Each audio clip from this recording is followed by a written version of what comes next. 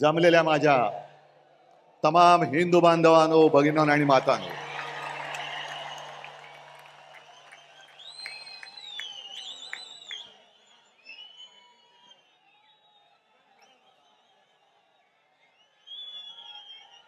सर्वप्रथम आपल्याला सर्वांना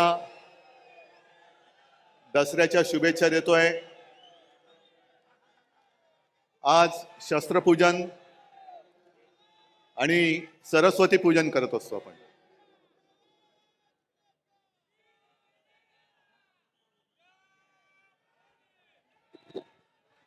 प्रत्येकाकडे वेगळी वेगळी शस्त्र असतात। कोणाकडे तलवार आहे, कोणाकडे गन आहे, कोणाकडे मशीन गन आहे, पण आमच्याकडे लढवय्या मन आहे।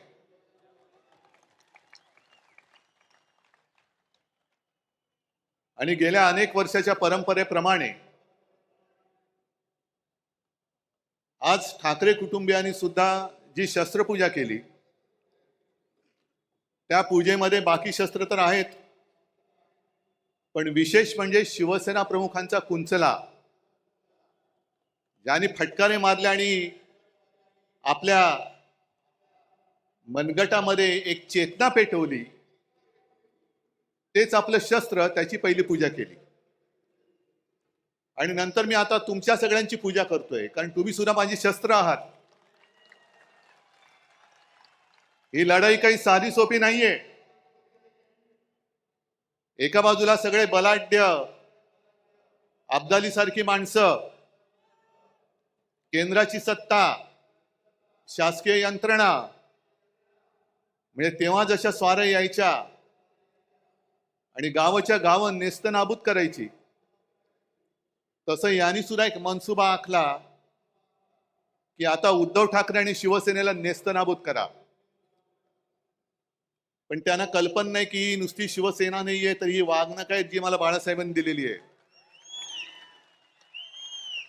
तुमचं कौतुक कसं करायचं, तुमचे ऋण कसे फेडायचे, या जन्मात तर मी फेडू शकणार नाही। तुमच्या सगळ्यांचं पाठबळ जर माझ्यासोबत राहिलं नाही किंवा नसतं, तर मी आज उभाच राहू शकलो नसतो। सगळं काही ओरबाडून घेतल्यानंतर सुद्धा तुम्ही आणि तुम्हीच आई जगदंबेसारखे माझ्या सोबत उभे राहिलात। त्याच्यामुळे मला या दिल्लीकरांची पर्वा नाहीये, तुमच्या म्हणजे त्यांच्या। येऊ देत, किती पिढ्या यायच्या तेवढे येऊ द्या, ते इथे गाडून त्यांच्या उरावरती मी भगवा फडकून दाखवेन।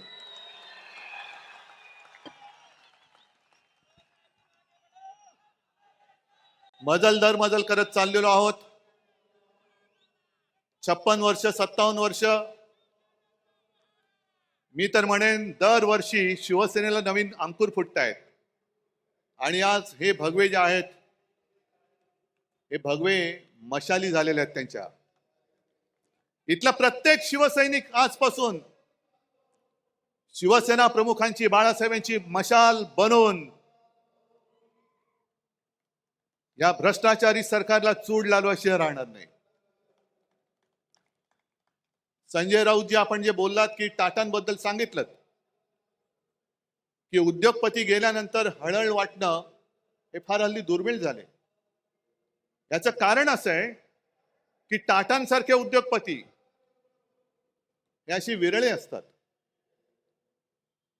टाटांनी काय केलं, अनेक गोष्टी त्यांनी दिल्या, पण आपल्या रोजच्या जेवणातली लज्जत वाढवण्यासाठी टाटा नमक दिलं।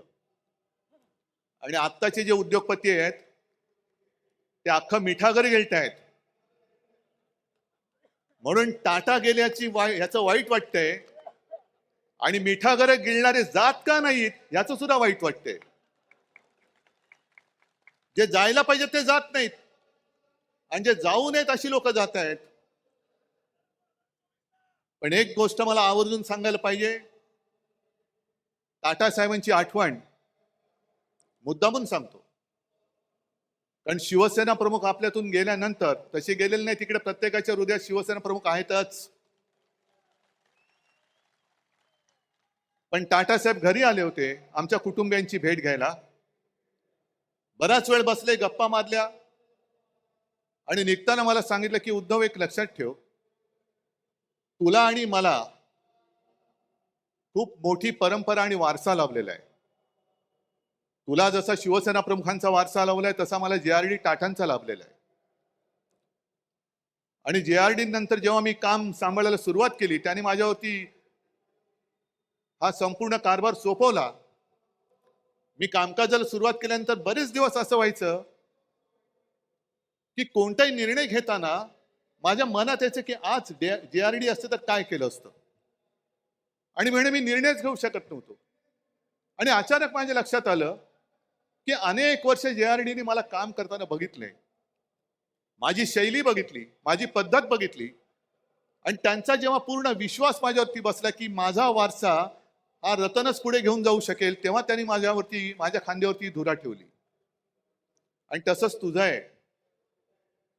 जशी माझी निवड JRDने केली तशी तुझी निवड शिवसेना प्रमुखांनी केलेली आहे.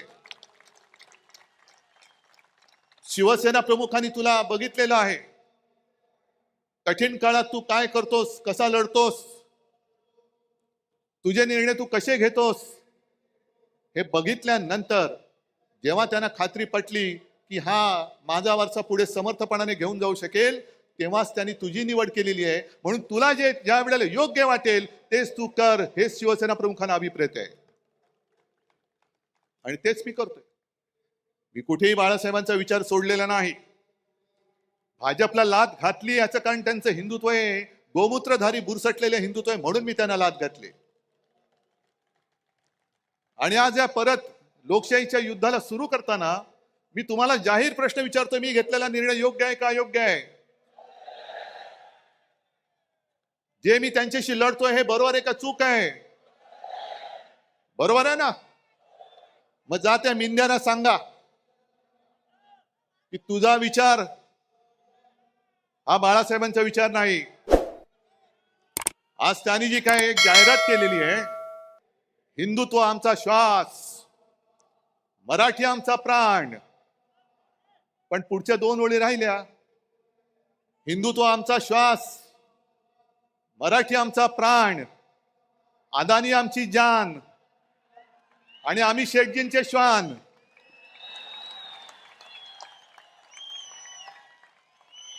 हे शेपूट हलवणार एक मी कुत्र्यांचा अपमान अजिबात करू इच्छित नाही. कारण कालच आपण पाहिलं टाटांचा सुद्धा आवडता कुत्रा, तसा मी सुद्धा कुत्र्यावरती प्रेम करतो. मी श्वानप्रेमी आहे. अर्थात समोर तेजस बसलाय, तो म्हणेल बाबा हे काय बोलतोय, पण मी लांडगा प्रेमी नाहीये. लांडग्यावरती प्रेम करणारं एवढं औदार्य माझं नाहीये. हे लांडगेत वाघाचं कातड पांघरण्याचा प्रयत्न करतायत. काय काय उघडं पडते त्यांना माहिती नाहीये, पण चाललंय आपलं. एक लक्षात घ्या की आजची लढाई आपण लढायला जातो आहोत, हे महाभारत आहे. जसं कौरव माजले होते आणि अधर्माच्या बाजूने उभे राहिले होते, 100 होते, पांडव 5 होते. शकुनी मामा कोण आहे तुम्हाला माहितीये?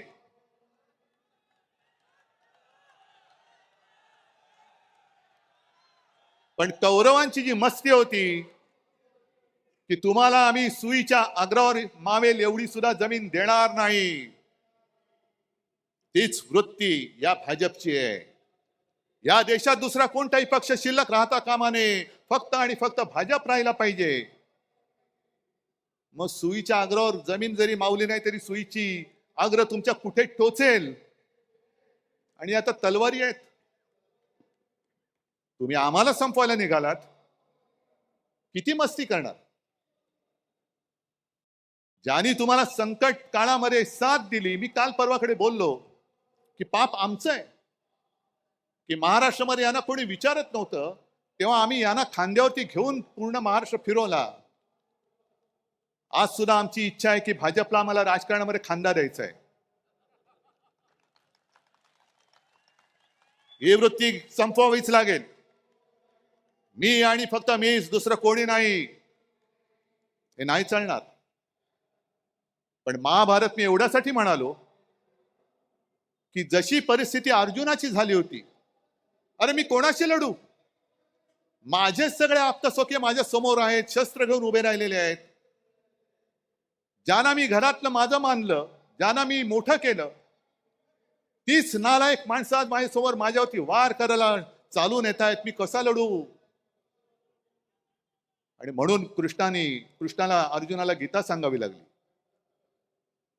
की शेवटी आपलं कोणी नसतं. आपल्या समोर जो उभा राहतो तो आपला शत्रू, आणि आपल्या सोबत राहतो तो आपला मित्र. शत्रू समोर उभा आहे त्याच्याकडे न बघू नकोस, त्याला पहिला तुला ठेचलाच पाहिजे, ठेचावाच लागेल. आणि हीच शिकवण आम्हाला छत्रपती शिवाजी महाराजांनी दिली. म्हणजे माझे आजोबा प्रबोधनकार जे नेहमी सांगायचे की कृष्णाने गीता सांगितल्या अर्जुनाला, कारण अर्जुन गर्भगणित झाला, कसा लढू?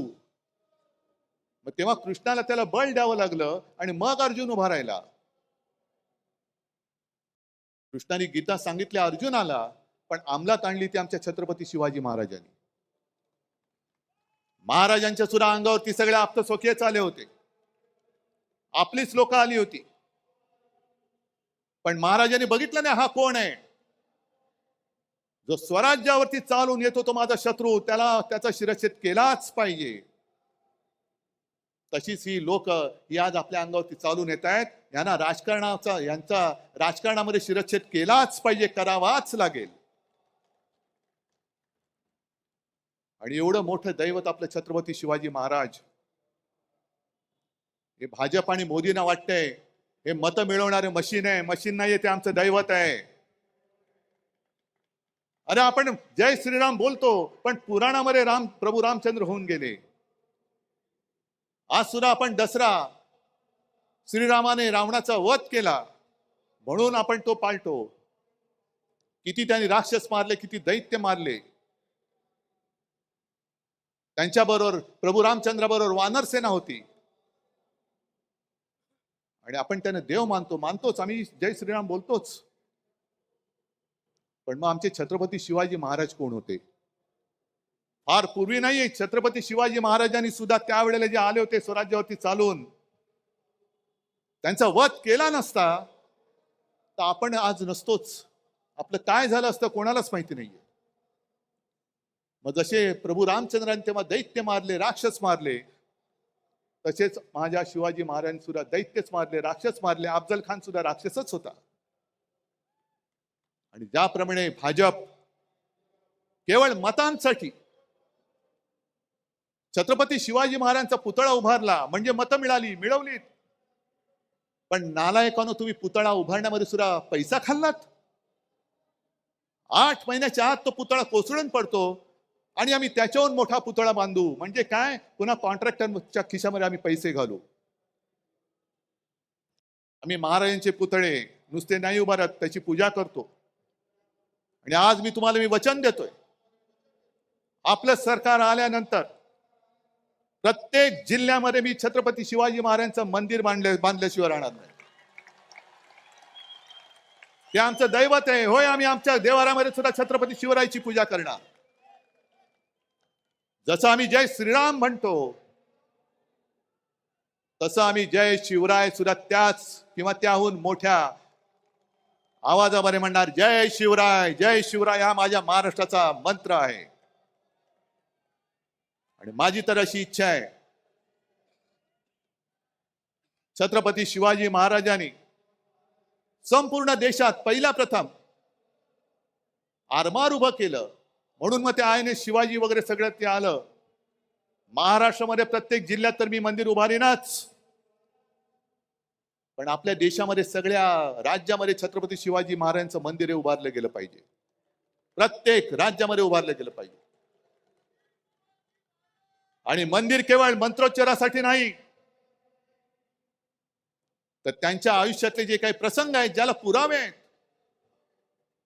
हे सगळे प्रसंग त्या मंदिरात आणि मंदिराच्या आजूबाजूला शिवचरित्राच्या निमित्ताने किंवा त्या दृष्टीने हे कोरले जातील किंवा दाखवले जातील. नाहीतर छत्रपती शिवाजी महाराजांची जयंती आली, राज्याभिषेक दिन आला की पुतळा साफसूफ करायचा, त्याला हार घालायचा, छत्रपती शिवाजी महाराज की जय बोलायचं.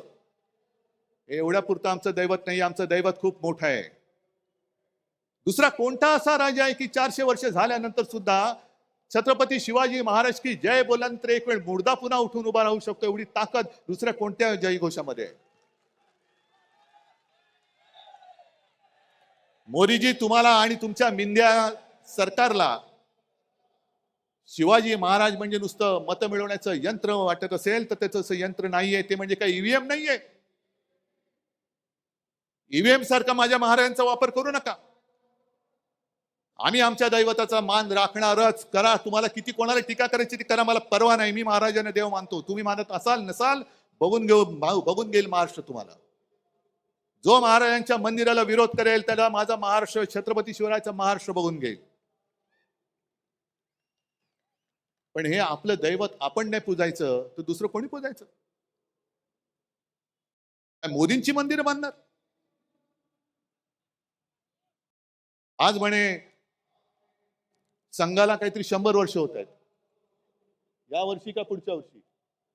मला आदर आहे, भागवतांबद्दल आदर आहे, संघाबद्दल आदर आहे, संघाच्या कार्यकर्त्यांबद्दल आदर आहे. फक्त ते जे काय करतात त्याच्याबद्दल आदर नाहीये. याचं कारण मला भागवतजींना विचारायचंय की तुम्ही ज्या काही गोष्टी सांगता आहात त्या कोणासाठी सांगतात? आणि त्यांनी मध्ये सांगितलं की हिंदूंनो आता स्वसंरक्षणासाठी एकत्र या. म्हणजे काय? 10 वर्ष झाली विश्वगुरु तिकडे बसलेत, अजूनही तुम्ही हिंदूंचं संरक्षण नाही करू शकत? मग ते राजू श्रीवास्तव तो होता ना आपला, कॉमेडी करायचा, त्यांनी सांगितलं होतं एकदा की पूर्वी कसं होतं, ते गुरखे असायचे, रात्रभर राखण करायचे, जागते रहो जागते रहो मेरे भरोसे पर मत रहो. तुमचं रक्षण तुम्ही करा. आम्ही नालायक आहोत, तुम्ही निवडून दिलं तरी तुमचं रक्षण करू शकत नाही. तुमचं रक्षण तुम्ही करा. मग कशाला पाहिजेत मोदी? जर 10 वर्ष, हे 11वं वर्ष संपूर्ण देशाने तिसऱ्यांदा सत्ता देऊन सुद्धा या देशातला हिंदू, जर तुम्ही आता म्हणत असाल हिंदू खतरे में है, तर मी म्हणेन काँग्रेस का बरी होती? कारण त्या काळात तुम्हीच म्हणायचा की इस्लाम खतरे में है. आता हे तुम्हाला सगळं आठवतंय. मग त्याने आज सांगितलं की बांगलादेशमध्ये जे काही घडलं, काही जगामध्ये असं होतंय की देशातली सरकार पाडली जात आहेत, तिकडे अस्थिरता माजवली जाते आणि मग अल्पसंख्याक कोणी असोत ते धोक्यामध्ये येतात, असुरक्षित होतात. आता आपल्याकडे एक म्हण आहे, लेकी बोले सुने लागे. पण बांगलादेशाला बोलतात म्हणजे सुने लागे लेकी लागे की काय? की बांगलादेशात काय चाललं, तुमचे जे बसलेत तिकडे ते या देशामध्ये काय करतायत? मला या पद्धतीने गद्दारी करून खाली खेचलं हे तुम्हाला दिसलं नाही? ज्या शिवसेना प्रमुखांनी तुम्हाला साथ सोबत दिली, त्यांचा पुत्र मुख्यमंत्री म्हणून बसला होता, काम करत होतो की नव्हतो? आणि एवढं करून सुद्धा गद्दारी करून तुमच्याच ह्या शकुनी मामाने आमचं सरकार खेचलं आणि गद्दारांना उरावर घेऊन राज्य करताय. मग RSS ला मला विचारायचे की 100 वर्ष झाले, घ्या चिंतन शिबिर घ्या. आणि 100 वर्ष तुम्ही का घालवलीत? का कष्ट केले? का मेहनत केली? का पिढ्या बर्बाद केल्या? आत्ताची जी काय भाजप आहे, ही भाजपा तुम्हाला मंजूर आहे? आम्हाला तर मंजूर नाहीये. कारण पूर्वीचा जो भाजप होता अटलजी आणि अडवाणीजींचा, तो एक वेगळा होता, भगव्याला मानणारा होता. त्याच्यामध्ये एक वेगळ्या प्रकारचं मी म्हणेन पावित्र्य होतं, आत्तापेक्षा तरी नक्कीच होतं. पण आत्ताचा भाजप हा हायब्रिड झालेला आहे. म्हणजे जसं संकरित गाय असते ना, हायब्रिड. म्हणजे मी काय ऐकलेलं असं की सगळे म्हणजे दुसऱ्या परदेशी वळूची बीज वगैरे त्यांच्या गर्भाशयात टाकतात, त्याचा भाजप झालाय. सगळे इतर पक्षाची लोक, मोठमोठे नेते या भाजपच्या गर्भात घुसलेमध्ये, आणि तो भाजप हा आमच्यावरती राज्य करणार. एवढा वाईट असा विचार आजपर्यंत कोणी दिलेला नव्हता. भारतीय जनता पक्ष, लाज वाटली पाहिजे भारतीय म्हणायला, आणि जनतेचा पक्ष तो राहिलेलाच नाहीये. सगळे विचित्र भ्रष्टाचारी माणसं एकत्र करून तुम्ही आमच्यावरती राज्य करतात. अहो, गद्दारांना आणि चोरांना नेता मानून तुम्हाला आमच्याशी लढावं लागतं, ह्याच्यातच तुमचा पराभव आहे.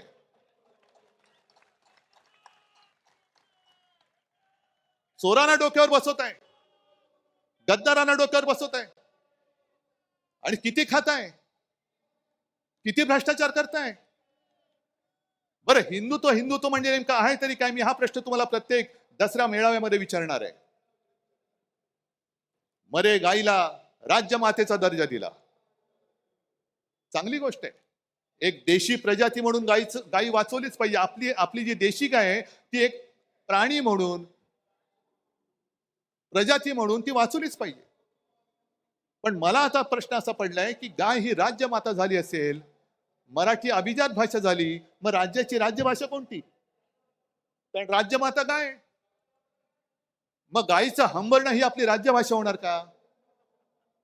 आणि गायीचं हंबरणं ही जर का राज्यभाषा असेल तर कवळ्या कवळ्या मुलींवरती जे काय अत्याचार होत आहेत ते तो हंबरडा तुमच्या कानावरती का पडत नाही? हा माझा पुढचा प्रश्न आहे. महिलांवरती जे अत्याचार होत आहेत, गोरगरीब जे त्रासलेले आहेत, हा हंबरडा हा तुमच्या कानावरती जात नसेल तर कशाला गाईला राज्यमाता मानताय? पहिला आईला वाचवा, मग गाईला वाचवा, हे आमचं हिंदुत्व आहे. पण केवळ महागाई तुम्ही रोखू शकत नाही म्हणून गाईच्या आड लपणार असाल तर तुमचा हा भाकटपणा आम्हाला मंजूर नाहीये. काय अशी लोक एकदम मध्ये सुपटतात, गोरक्षक. गेल्या काही दिवसांपूर्वी त्या मला वाटतं हरियाणा का कुठल्या एका राज्यात एका 22-23 वर्षाच्या कवळ्या मुलाचा पाठलाग करून गोळ्या घालून खून केला. का? तो कवळा मुलगा त्याच्या मित्रांसोबत फिरायला रात्री फिरत होता. हे तथाकथित गोरक्षक यांनी त्यांचा पाठलाग केला. त्याला काय वाटलं, त्यांनी पण गाडी पळवली, ह्यांनी पण गाडी पळवली. मग ती गाडी अडवली गेली आणि उतरून त्याला खाड खाड गोळ्या घालून त्याला मारला. याचं कारण संशय असा होता की तो गाडीतून गोमांस घेऊन जातोय, गोमांसाची तस्करी करतोय. निघाला कोण? आर्यन मिश्रा. काय कुठे बातमी आली दुसऱ्या दिवशी? नाही, कारण मारला गेला हिंदू. पण हाच जर का आर्यन खान असता, आणखीन कोणतरी आर्यन शेख असता तर काय आगडो मुसळला असता. हिंदुत्व खतरे में, हिंदुत्व खतरे में. जर गोमांसाची तस्करी केली म्हणून तुम्ही आर्यन मिश्राला मारला असाल तर मग किरण रिजिजू जे बोलले स्वतः की मी गोमांस खातो, बीफ खातो, काय माझं वाकडं करायचं तर करा, काय केलं का त्यांना काय तुम्ही करत नाही, गोळ्या घाला, असं माझं म्हणणं नाहीये. हा दुतोंडीपणा का करतात? कवळी कवळी मुलं तुम्ही मारतात, गोळ्या घालून मारता, आणि जे बीफ खातो तुम्हाला काय उखडाचे ते उखडा म्हणणारे त्यांना मोदीजी तुम्ही तुमच्या कॅबिनेटमध्ये बाजूला मांडी लावून बसवता. हे हिंदुत्व मला मान्य नाही, हे थोतांड मला मान्य नाहीये. आणि म्हणून मी लढतो यात बेगडी हिंदुत्ववाद्यांशी. नव हिंदुत्ववादी जे म्हणतात बेगडी हिंदुत्ववादी, म्हणून मी लढतोय त्यांच्याशी. एक तर संपूर्णपणे तुम्ही देशाची विल्हेवाट लावलेली आहात. हिंदू मुसलमान असा तर झगडा लावलेलाच आहात. हिंदूंमध्ये पुन्हा भेदभाव करतायत. महाराष्ट्रामध्ये आल्यानंतर हिंदूमध्ये पुन्हा मराठी अमराठी करताय. मराठी माणसामध्ये पुन्हा जातीपातीमध्ये भांडणं लावतायत. याला आरक्षण देऊ, त्याला आरक्षण देऊ. अहो, तुमच्यात जर का धमक असेल तर आजपर्यंत तुम्ही आरक्षण देऊन दाखवायला पाहिजे होतं. मग ते मराठ्यांचं आरक्षण असेल, धनगरांचं आरक्षण असेल, ओबीसीचं आरक्षण कायम ठेवण्याचा प्रश्न असेल, आदिवासींचं आरक्षण कायम ठेवण्याचा प्रश्न असेल, हे आजपर्यंत तुम्ही करून का दाखवलं नाहीत? आणि तसं पाहिलं तर 95-96 सालीच्या सुमारास वाजपेयींनी सोलापूरमध्येच जाहीर सभेत आश्वासन दिलं होतं की माझं सरकार आल्यानंतर पहिल्या कॅबिनेटमध्ये मी धनगरांना आरक्षण देईन. वाजपेयीजी जाऊन आज इतके वर्ष झाले, अजूनही धनगर तसेच लढतायत. मराठा माझा तसाच लढतोय. आदिवासी भयभीत झालेले आहेत, ओबीसी भयभीत झालेले आहेत. का तुम्ही हे पाप करतात? का जातीपातीमध्ये भांडणं लावतात?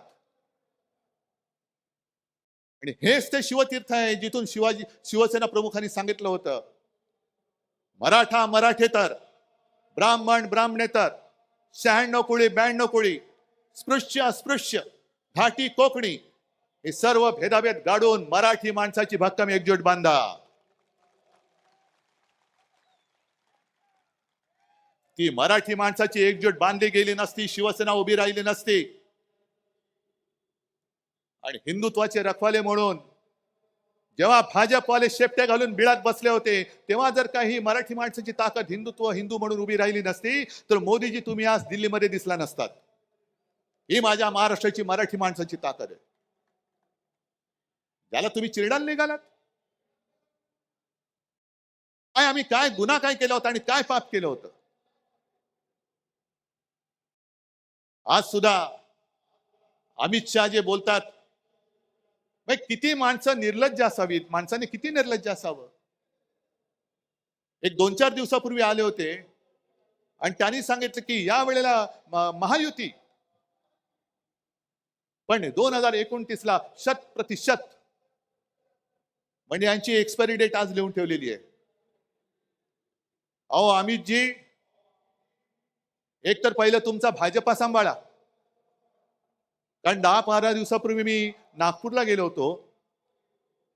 आपण बाबा शहरी बाबू आहोत. मी शेतकऱ्यांचं कर्जमुक्त जरूर केलं, माझं कर्तव्य म्हणून केलं. गोरगरिबांना 10 रुपयामध्ये शिवभोजन दिलं, जरूर दिलं, माझं कर्तव्य म्हणून दिलं. कोरोनामध्ये सुद्धा मी काम जे केलं तुमच्या सगळ्यांच्या आशीर्वादाने माझं कर्तव्य म्हणून केलं.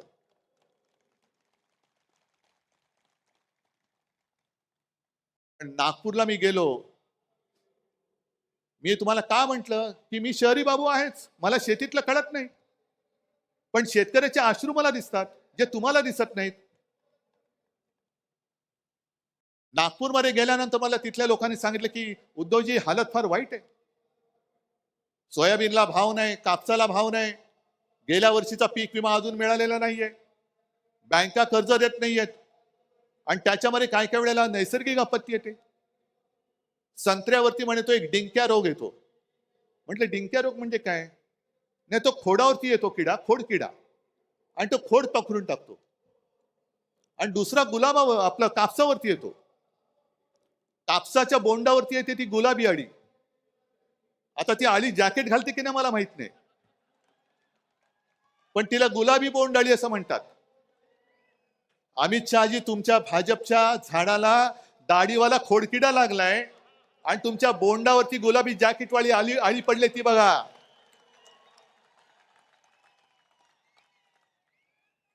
ते बघा, तुमच्या डोळ्यात देखत आम्हाला वाईट वाटतंय.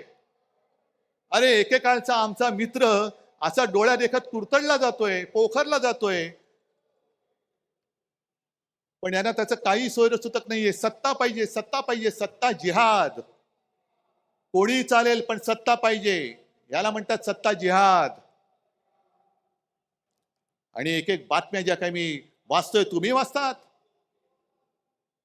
मला वाटतं माझ्या आधीच्या वक्त्यांनी त्याचा समाचार घेतलाय, आदित्यने पण घेतलेला आहे.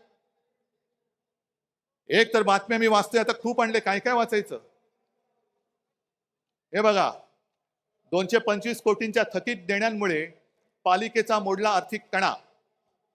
हे कुठला? भिवंडी पाणी वीज बिल थकले, कर्मचारी ठेकेदारांची देणी तुंबली. म्हणजे भिवंडीची कथा. आणि बाजूला बातमी, नव्या मुंबई विमानतळावरती सुखोई विमान उतरले. ते सुखोई नव्हतं, दुसरं होतं.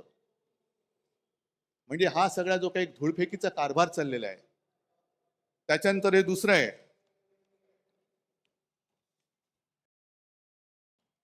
हे बघा, हे ठाण्याचं आहे. हजारो कोटींची खैरात करूनही ठाणे पालिकेची झोळी फाटकी. कोणाच्या खिशात गेले पैसे? मिंद्याच्या. त्याच्यानंतर आपल्याला या गोष्टी कळत नाही. नुकताच एक बातमी आणखीन एक आलेली की राज्यातल्या गावठाणा बाहेरील ज्या जागा आहेत त्याच्यावरचा अकृषी कर हा पूर्णपणे माफ केला. काय मोठा औदार्य आहे. अहो पण मुळामध्ये गावठाणामध्ये अकृषी कर नव्हताच. गावठाणा शब्द वापरल्यामुळे आपल्याला असं वाटतं कुठेतरी खेडोपाडी हा कर होता आणि तो रद्द केला. तसा नाही, हा कर रद्द झाला तो आपल्या शहरांमधला झालेला आहे. शहरामधला कर, इकडे मोठमोठे उभे राहतात टॉवर्स, हे कोण बांधतंय? हजारो कोटींचा महसूल बुडवून तुम्ही तुमच्या मित्रांसाठी हा कृषी दर कर रद्द केलेला आहात. थोडे दिवस थांबा जरा, 1-2 महिने थांबा, आमचं सरकार येतंय. आणि ही जी काय तुमची मस्ती आहे ना, 11 दिवसात तब्बल 1600 शासन निर्णय जारी, यातले अनेक निर्णय आम्ही रद्द केल्याशिवाय राहणार नाही. जे माझ्या राज्याच्या मुळावरती येणारे निर्णय आहेत, जे तुमच्या विकासकांचे, बिल्डरचे, मित्रांचे झोळ्या भरणारे निर्णय आहेत, ते आम्ही रद्द करूच. तुमच्यावरती पण गुन्हे दाखल करू. पण मी सगळ्या अधिकाऱ्यांना सांगतोय, तुम्ही या पापात सहभागी होऊ नका, नाही तर तुम्हाला सुद्धा तुरुंगात आम्ही टाकल्याशिवाय राहणार नाही. मुंबई महापालिकेची सुद्धा हालत एवढी वाईट केलेली आहे. साधारणतः 90,000 कोटीचं आपलं ज्याला एफडी म्हणतो, ते एफडी यांनी तोडल्या. आणि माझी जी माहिती मिळाली की साधारणतः 40,000 कोटी रुपये फक्त शिल्लक राहिलेत, बाकीचे उडवून टाकले. आणि 40,000 कोटी का, तर ते तोडता येत नाही म्हणून पगारासाठी ठेवावे लागतात, इतर देणी देण्यासाठी असतात. म्हणजे आपली मुंबई महापालिका ही एवढी श्रीमंत, ही श्रीमंत मुंबई, माझी मुंबईकर हा माझा श्रीमंतच आहे, मनाने श्रीमंत आहे. 90,000 कोटी यांनी उडवून टाकले आणि विकास कामं एवढी काढली, जवळपास 2.5-3 लाख कोटीचे वर्क ऑर्डर यांनी देऊन टाकलेले आहेत. कोणाला दिल्यात? कसली विकास कामं? रस्त्यामध्ये सुद्धा कोणी खडी टाकली, कोणी सिमेंट टाकलं, याचा सुद्धा आम्ही चौकशी करणार आहोत. आणि मी तुमच्या सगळ्यांच्या साक्षीने मुंबई महापालिका आयुक्तांना आवाहन करतोय, हा माझ्या मुंबईकराचा पैसा आहे. 3 लाख कोटी तुम्ही कोणाच्या उरावरती, कोणाच्या सांगण्याने टाकले, ते सगळे त्या कॉन्ट्रॅक्टर सकट कोणत्या कामासाठी सकट टाकले, ते आम्हाला त्याची यादी पाहिजे. आमचं सरकार आल्यानंतर आम्ही घेऊच. पण तुमच्यामध्ये जी काही एक आम्ही सुद्धा जी शपथ घेतो, तुम्ही पण घेता ना शपथ. मग 3 लाख कोटी तुम्ही असे माझ्या महाराष्ट्राचे उधळून टाकले. राज्य सरकारने सुद्धा कर्ज घेण्याची जी एक मुदत असते दर महिन्यामध्ये, माझी माहिती अशी आहे, अंबादास तुम्ही चौकशी करा, त्यांनी फ्रंट लोडिंग हा एक शब्द आहे. म्हणजे काय की उद्या जे घेणार असू ते आज घ्या. डिसेंबरची कर्ज घेण्याची मुदत ही आज वापरलेली आहे, आज वापरले.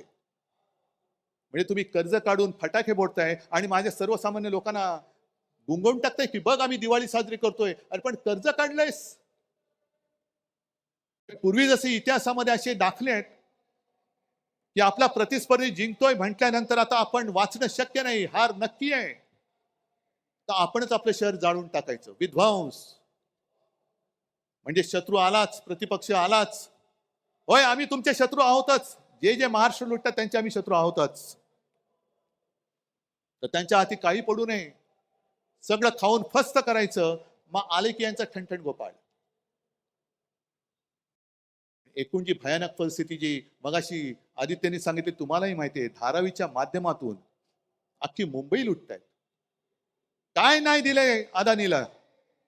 चंद्रपूरची शाळा दिली, तिथल्या खाणी दिल्या, विमानतळं दिली, बंदरं दिली, धारावीची झोपडपट्टी दिली, इथली वांद्रे रेक्लेमेशनची जागा दिली. त्या पलीकडे मुंबईमध्ये आणखीन Mithagar, Kurla Mother Dairy, Dahisar check Naka, Mulund check नाका, सगळ्या जागा. जसं संजय तुम्ही बोललात, सब भूमी अदानी की. कशासाठी मग आम्ही जगायचं का? आम्ही संयुक्त महाराष्ट्राचा लढा देऊन मुंबई मिळवली, रक्त सांडून मिळवलेली मुंबई आहे. अदानीने आम्हाला बक्षीस दिलेली मुंबई नाहीये. आज जे आम्ही द्वेषाने लढतो आहोत, अनेक लोक मला विचारतात, अहो उद्धवजी तुम्हाला काय प्रॉब्लेम आहे, तुम्ही का नाही जात? म्हटलं का जाऊ, कसा जाऊ? अरे ज्या घराण्यामध्ये माझ्या आजोबांनी संयुक्त महाराष्ट्रासाठी लढा दिला, त्यावेळी ते पहिल्या 5 मधले नेते होते. माझ्या वडिलांनी दिला, माझ्या काकांनी दिला. त्या घराण्यातला मुलगा मुंबई माझ्या डोळ्यात विकली जात असताना शेपूट घालून किंवा पैसे घेऊन मी गप्प बसू शकतो? म्हणून मी लढतोय. माझ्यासाठी मी नाही लढत, मी मुंबईसाठी लढतोय, मी महाराष्ट्रासाठी लढतोय. जे दिसतंय ते पाहवत नाहीये आणि सगळेच त्यांना सामील होणार असतील तरी देखील मी लढेन. जोपर्यंत तुम्ही माझ्या सोबत आहात तोपर्यंत मी लढेन. आणि मोदीजी, तुम्ही जे बोलला होतात लोकसभेच्या वेळेला, जे फेक नॅरेटिव्ह सांगत होतात, पण तुम्ही जे बोलला होता ते रेकॉर्ड आहे की ये लोग आपका मंगलसूत्र खींच लेंगे, ये आपके घर की तोटी निकालेंगे. घरातले नळ काढणार, मंगलसूत्र काढणार आणि कोणाला देणार? जिनके ज्यादा बच्चे हैं उनको आपका मंगलसूत्र दे देंगे.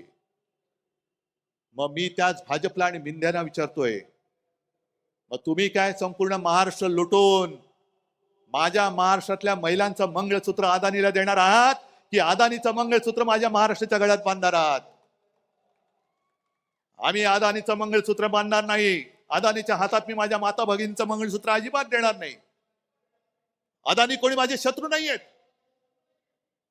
पण निविदेच्या बाहेरचे अनियमित मुद्दे आता त्याच्यामध्ये टाकून अदानींच्या हातामध्ये सगळा महाराष्ट्र आणि मुंबई देणार असाल तर आमचं सरकार आल्यानंतर आम्ही पहिलं धारावीचं टेंडर रद्द केल्याशिवाय राहणार नाही. आज मी जाहीर करून टाकतो. धारावीकरांना हाकलून द्यायचं, धारावीकरांना उचलून मिठागरात टाकायचं, लांब लांब फेकून द्यायचं. आमचं सरकार आल्यानंतर मी धारावीमध्ये माझ्या पोलिसांना जागा देईन, गिरणी कामगारांना जागा देईन. जे मराठी माणसं तुम्ही मुंबईत तडीपार करताय त्या सगळ्या मराठी माणसांना मी धारावीत आणेन. आणि वांद्रे सरकारी कर्मचाऱ्यांची जी वसाहत आहे, मी मुख्यमंत्री असताना शेवटच्या कॅबिनेटमध्ये मी निर्णय घेतला होता की माझ्या सरकारी कर्मचाऱ्यांनी जिथल्या तिथे घर मी देईन. हे सरकार बदलल्यानंतर निर्णय बदलला. संपूर्ण जागा त्यांनी कोर्टाला देऊन टाकली. कोर्टाला जागा द्यायला आमची ना नाहीये. आम्ही त्यावेळेला कोर्टाला जागा देत होतो, कोर्ट सुद्धा त्याला मान्य होत होतं. पण त्या सगळ्या सरकारी कर्मचाऱ्यांना सांगतोय की घाबरू नका, सगळे एकजुटीने जर का सोबत राहिला तर हे सरकार आपण आपलं आणूच. आणि जो निर्णय मी माझ्या मंत्रिमंडळात घेतला होता की सरकारी कर्मचाऱ्यांना जिथले तिथे घर आणि कोर्टाला सुद्धा तिकडे बाजूला जागा, ही माझं सरकार आपलं सरकार आल्यानंतर मी केल्याशिवाय राहणार नाही. का नाही करायचं हे? नाहीतर मग शेवटी कशाला नावं घ्यायची, कशाला छत्रपती शिवाजी महाराजांची मंदिरं बांधायची? मंदिर एवढ्यासाठीच बांधायचं की आता जे महिलांवरती अत्याचार चाललेले आहेत आणि हे लगेच कोण देवा भाऊ हा भाऊ, अरे काय इतर वेळेला सगळं खाऊ. पण जसं त्या ठाण्यामध्येच ना, ठाणे जिल्हा ना, तो शिंदेला गोळी घातली, शिंदेला गोळ्या घातल्या ना, शिंदेला गोळ्या घालायलाच पाहिजे होत्या. आणि आनंद दिघे असते आज तर त्यांनी सुद्धा शिंदेला या पापाबद्दल गोळी घातलीच असते. आनंद दिघेने पहिली शिंदेला गोळी घातली असती की असा हा नराधम महिलेवरती अत्याचार करतो, आईवरती वार करतो, हा नराधम जगायच्या लायकीचा नाही. म्हणून शिंदेला गोळी घातली, बरंच झालं. शिंदेला गोळी घातली याचं दुःख नाहीये, शिंदेला मारायलाच पाहिजे होता. पण शिंदेला मारल्यानंतर जसं आपल्या मराठीमध्ये म्हणतात, म्हातारी मेल्याचं दुःख नाही पण काळ सोकावतोय. शिंदेला गोळी का घातली? कारण तुमचे बाकीचे सगळे जे होते त्यांना वाचवण्यासाठी, तुम्ही पुरावा नष्ट करण्यासाठी म्हणून शिंदेला गोळी घातली असेल तर त्याचा सुद्धा उलगडा झाला पाहिजे. पण तरी देखील शिंदेला गोळी आनंद दिघेने घातलीच असती.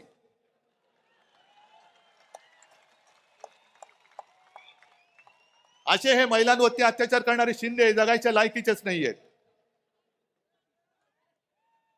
आणि एकूण सगळा जर का आपण आढावा घेतला, रोज उठून बघतोय माझा महाराष्ट्र लुटला जातोय, लुटला जातोय, लुटला जातोय. काय त्यावेळेला निर्मला सीतारामन बाई बोलल्या होती की देश में अब 4 जाती है, एक गरीब, युवक, महिला आणि काय शेतकरी. आणखीन काय, कोणासाठी तुम्ही काम केले ते पहिले सांगा. आज संपूर्ण राज्याची तिजोरी खाली केली, महापालिकेची तिजोरी खाली केली, पण एक तरी माणूस मला दाखवा तुमच्या मित्रांखेरीज की जो समाधानी आहे. आज तुम्ही समाधानी? आणि म्हणून ही निवडणूक केवळ उद्धव ठाकरेची नाहीये. जे चंद्रचूड बोलले की मला निवृत्तीनंतर इतिहासात माझी काय म्हणून दखल घेतली जाईल, चंद्रचूड साहेब अजूनही वेळ गेलेली नाही. जर तुम्हाला इतिहासामध्ये तुमचं नाव अभिमानाने घ्यावं असं वाटत असेल तर आज ती वेळ आहे. लोकशाही वाचवा, लोकशाही वाचवा, लोकशाही वाचवा. तारखा मागून तारीख आणि बाहेर भाषण देऊ नका. निर्णय घ्या, निर्णय घ्या. भाषणाने निर्णय मिळत नसतो. जे तुम्ही बाहेर बोलताय तेच तुम्ही आतमध्ये द्या. तोच निर्णय आम्हाला पाहिजे. आणि संपूर्ण देशातली लोकशाही तुमच्याकडे बघते, न्याय देवता तुमच्याकडे बघते की तुम्ही गणपती पूजनाला मोदींना बोलवलं, ठीक आहे, गणपतीची पूजा जरूर करा, पण जेव्हा न्यायदेवता म्हणेल माझ्या मंदिरात तुम्ही येता तेव्हा तुम्ही माझ्या न्यायदेवतेला अभिमान वाटेल असं जे काय आहात ते करताय की नाही. झाले नाही तर आता या 21 तारखेला का 8 नोव्हेंबरला ते रिटायर होणार. म्हणजे अख्ख्या जगातली अशी एक विचित्र केस आहे की 3 सरन्यायाधीश त्यांची कारकीर्द संपून गेले, पण ज्या लोकशाहीमुळे ते सरन्यायाधीश झाले त्या लोकशाहीला ते न्याय देऊ शकले नाहीत. ही लोकशाहीची थट्टा आहे. न्याय मंदिर सर्वोच्च आहे, पण त्याच्याही पेक्षा मोठं माझं या लोकांचं मंदिर आहे. हे माझं न्यायालय आणि या न्यायालयात मी आलेलो आहे. आज दार ठोकून ठोकून ठोकून आमचे हात दुखायला लागले, पण न्याय मंदिराचे दरवाजे उघडत नाही. आम्हाला न्याय देवता पावणार तरी कशी, आमचा न्याय निवाडा करणार तरी कशी. न्याय देवतेच्या डोळ्यावरची पट्टी असते, तिला समोरचं कोण लहान आहे का मोठा आहे हा फरक नसतो. ती आक्रोश तिच्या कानावरती पडत असतो. पण एखादा धृतराष्ट्रासारखा जर का तिकडे बसला आणि समोर लोकशाही रूपी द्रौपदीचं वस्त्रण होताना सुद्धा माझं पुढे काय होणार ह्याची चिंता करत असेल, तर मग मी म्हणेन तुम्ही रिटायर झाल्यानंतरच मी तुमच्याबद्दल बोलेन. पण आता बोललो तर तुम्ही इतर वेळेला तारीख पे तारीख, पण आता काय बोललं तर मी घरी पोहोचेपर्यंत तुमचा हातोडा पडेल डोक्यामध्ये. पण ही लढाई जे मी तुम्हाला म्हटलं ही केवळ माझ्यासाठी नाही, तर महाराष्ट्राची ओळख सांगणारी लढाई, महाराष्ट्राची ओळख ठरवणारी लढाई आहे. आणि म्हणून जे महाराष्ट्राचं वर्णन आहे, हे वर्णन आपण जे म्हणतो ना, मुद्दामून मी लिहूनच आणले. मंगल देशा पवित्र देशा, राकट देशा कणखर देशा, दगडांच्या देशा नाजूक देशा, कोमल देशा फुलांच्याही देशा, अंजन कांचन करवंदीच्या काटेरी देशा, बकुल फुलांच्या प्राजक्तीच्या दळदारी देशा. ह्या दरिद्रांच्या देशा नाही, दळभद्रांच्या देशा नाही, दळदारीच्या देशा, भावभक्तीच्या देशा आणि बुद्धीच्या देशा, शाहिरांच्या देशा, करत्या मर्दांच्या देशा. हे वर्णन आपल्याला कायम ठेवायचंय की गद्दारांच्या, लाचारांच्या, भ्रष्टाचारांच्या देशा असं करायचंय. भ्रष्टाचार एवढा प्रचंड झालेला आहे की मध्ये मी ऐकलं की 70,000 कोटीचा भ्रष्टाचार करणारे सुद्धा लाजून बाहेर पडतायत. त्यांना सुद्धा लाज वाटायला लागली की अरे एवढे मोठे आहेत, माझा 70,000 कोटीचा घोटाळा काहीच नाही, यांच्यातनं बाहेर पडलेलं बरं, अशी बातमी आहे. पण हे सगळं त्यांना लख लाभो हे आपण नाही सहन करून चालणार. जीवात जीव असेपर्यंत मी माझा महाराष्ट्र लुटायला देणार नाही. शेवटचा श्वास असेपर्यंत मी माझा महाराष्ट्र मोदी शहांचा होऊ देणार नाही. हा शाहू फुले आंबेडकरांचा महाराष्ट्र मी मोदी शाह अदानींचा महाराष्ट्र होऊ देणार नाही. हा शाहू फुले आंबेडकरांचा आणि छत्रपती शिवाजी महाराजांचा महाराष्ट्र आहे, तो मोदी शहांच्या हातात मी जाऊ देणार नाही. आणि म्हणून मी एक सहज आठवण म्हणून याच व्यासपीठावरती एक शपथ घेतली होती. आहे का रे?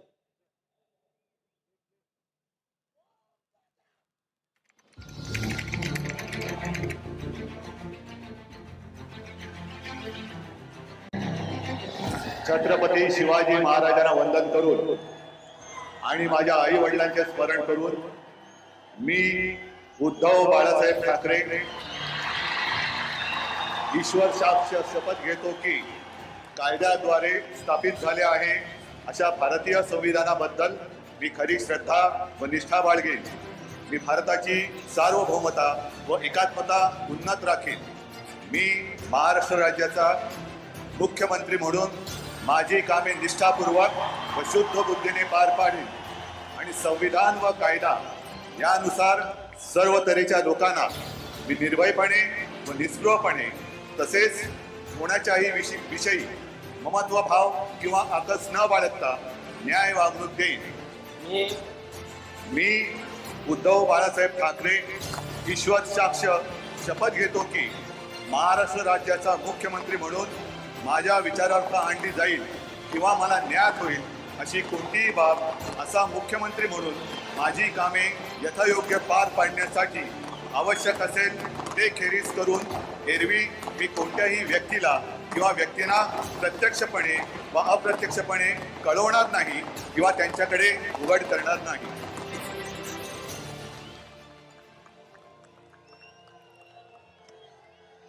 मी शपथ घेतली होती तुमच्या सगळ्यांच्या साक्षीने, आणि जशी शपथ घेतली होती तसा वागलो की नाही वागलो? आज तर माझ्याकडे काही नाहीये, पक्ष नाही, चिन्ह नाही, अगदी निर्लज्जपणाने वडील सुद्धा चोरलेत, कारण स्वतःमध्ये धमक नाही. पण आज काही नसताना तुम्हाला सोबत घेऊन मी शपथ घेतोय, तुम्ही सुद्धा माझ्यावर शपथ घ्या. आहे तयारी? ठीक आहे, मग घ्या शपथ. मी एक स्वाभिमानी महाराष्ट्र प्रेमी म्हणून शपथ घेतो की 106 हुतात्म्यांच्या बलिदानातून मिळालेला महाराष्ट्र मी लुटारू आणि दरोडेखोरांच्या हाती जाऊ देणार नाही. मी शपथ घेतो की छत्रपती शिवराय व हिंदू हृदय सम्राट शिवसेना प्रमुख बाळासाहेब ठाकरे यांनी मराठी माणसांची भक्कम एकजूट उभी केली, ती मी अभेद्य ठेवेन. मी शपथ घेतो की महाराष्ट्रात अंधकार घडवणाऱ्या दिल्लीतील शहायांना रोखण्यासाठी मी हिंदू हृदय सम्राट शिवसेना प्रमुख बाळासाहेब ठाकरे यांची मशाल बनून लढत राहीन. मी शपथ घेतो की हिंदू हृदय सम्राट शिवसेना प्रमुख बाळासाहेब ठाकरे यांना अभिप्रेत असलेली शिवशाही महाराष्ट्रात आणण्यासाठी मी हीच मशाल धगधगत ठेवेन. जय हिंद, जय महाराष्ट्र.